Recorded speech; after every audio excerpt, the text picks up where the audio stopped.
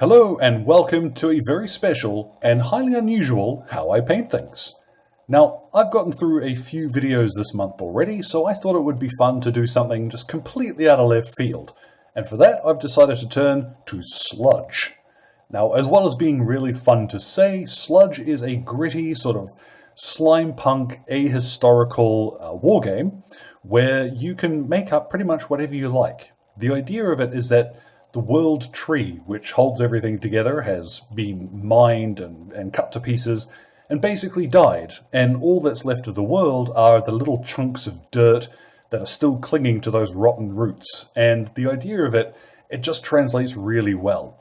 It's got kind of an early Warhammer Fantasy, black powder, doompunk feel to it. And I love the look. So I really had a lot of fun doing this. I'll make sure that there are links to where you can pick up the rules for Sludge. As well, there are some official Sludge kits, which, after a while, Sludge stops being a word, if you say it often enough. Anyhow, without any further mucking around, let's get started. So before we begin with the painting, I want to give you just a quick note on the conversion here. I've used just the Perry Miniatures French body. I've given him all of his equipment, his pack and all that. The only difference is I've lopped his head off and I've used one of the spares from a Landsknecht head that I had laying around. There isn't really a correct answer to how you want to make these guys. It's up to you. The look of the game is down to what you fancy. Now there is an official set of heads for both the Royalist and Imperialist factions, but again, the author stresses, make what you'd like. So after having primed him in black, I want to add a sort of dark brown to all of the recesses. So I've got here German Camo black brown, which, someone's tooting outside. It's a super dark brown. And I am just going to splatter this over the whole miniature. You don't need to be terribly careful. If you do sort of accidentally miss any recesses, well, it's all shading. These guys are meant to be painted as quickly as possible. So let's stop smashing the camera around there. One quick pass of this, and we should be ready to move on to the next stage. Now that takes a matter of seconds to do, really very simple. Now it's worth pointing out that line infantry regiments in Sludge, they are mounted 3 miniatures to a single round base. A 40mm one, so you've got a bit of room there to play with, but skirmishers by comparison are mounted individually, which is why I'm going for this kind of Jaeger-looking, slightly fancier chap. I've got here now some flat earth and one of my bits of packing foam. What I'm going to do is I've loaded up some of this onto my gungy brush, and we're going to stipple this onto all of the areas that are actually going to be brown. So if you check out the artwork, then the trousers, where we're going to start for that, and you'll see straight away, gross. And things like his equipment, his pack.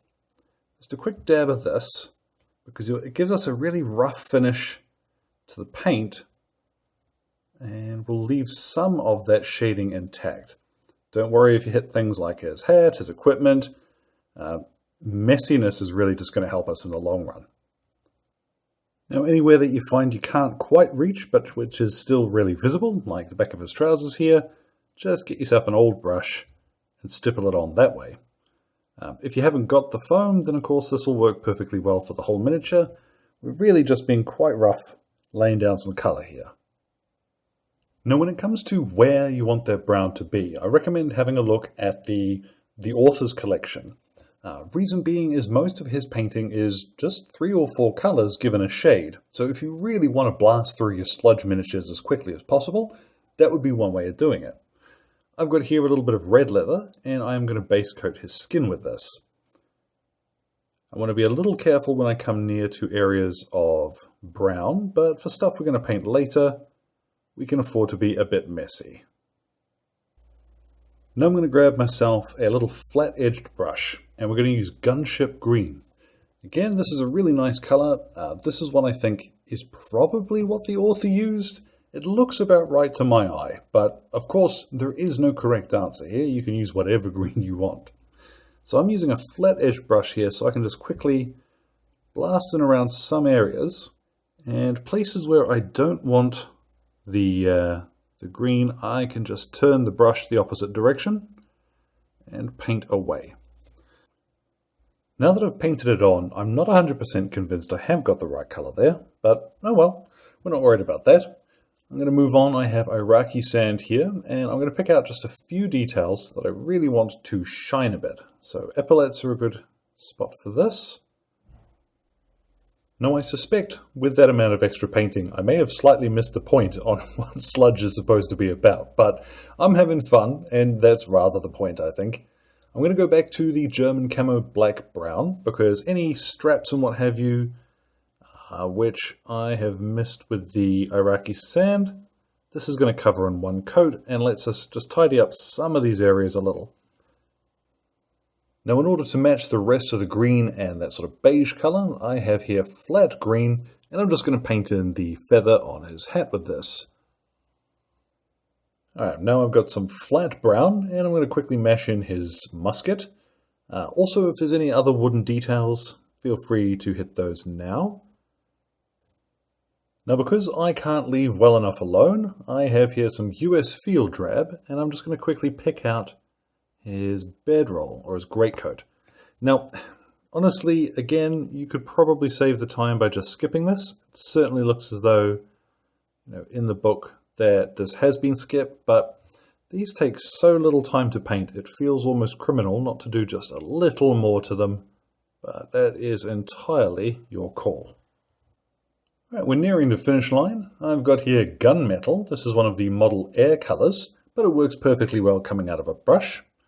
I'm going to go ahead and start applying this to, funnily enough, the metal areas. And then in the realm of stop Sludge, what are you doing, stop, I have here some silver, and I'm just going to dab this onto a few buttons. I cannot resist, so up to you whether or not you go this route. I think it's going to look cool. Now I've got a little bit of CITADEL. This is Balthazar gold. You could use any brassy color here that you like. I just want these little doodle bops. There we go. I want those in brass. Now for any areas that you want to be black, I would suggest rather than using a pure black, go to something like black grey, which I'm using here, or you could use German grey, which is another one which has got a little bit of a grey touch to it. When we shade this, it's going to darken down, but it won't stand out as being quite so stark against the rest of the grubby brown that we've used on our fella. Now our very final colour before we shade him is going to be to apply some dark sand. And for this you'll see I'm using one of my little soft, makeup brushes. With this I've scrubbed off most of that dark sand, and I'm just going to quickly flick along some of the edges of details. So up on his sleeves, up on his hat. You will find this looks a little chalky first going on, but I guarantee you it's going to surprise you when we shade it. So be a little more adventurous with this than you might think. You can go over all of your colours with this, particularly painting sludge miniatures, it'll look cool. Now once that's had a chance to settle, you're going to have something which looks fairly dusty, but that's just perfect, because the shade is really going to bring all of that together. So get yourself a big old brush, and I have here my Agrax Earthshade, giving that a really good shake, and we are going to really just go to town on this. Cover the whole miniature. You can be quite generous with this, it's up to you. I would suggest, in this rare instance, more is better. So if you go overboard, that's just going to give you a darker, grimier, well, sludgier kind of finish. So knock yourself out, and then we'll give this about 30 minutes to dry. Now, I say all the time that painting should be fun, that there's no right way to do things, and you should just enjoy yourself. But I am honestly more than a little annoyed how much fun this was. He's come out really well. I'm really happy with that. I'm going to do just a couple of highlights. And again, I understand I'm painting for Sludge. Highlighting is probably not within the remit, but let's go. I have here Beige Red, and I'm going to highlight his skin. I'm going to leave the red leather just in the very recesses. So let's switch to his face here. Now I'd suggest on his face, pay attention to his brows, cheekbones and similar. And if you're a little nervous about painting faces, you can just paint over the whole thing and maybe give it a shade afterwards as well. Now the tip on my brush split, and I ended up painting some of the areas on the face I didn't really want to. But not to worry, because what I've got here, this is some basic skin tone. And I'm going to use this to pick out the very tip of his nose, cheekbones, and his chin, and then I'm going to paint in just a tiny bit of Reikland Fleshshade over the whole face.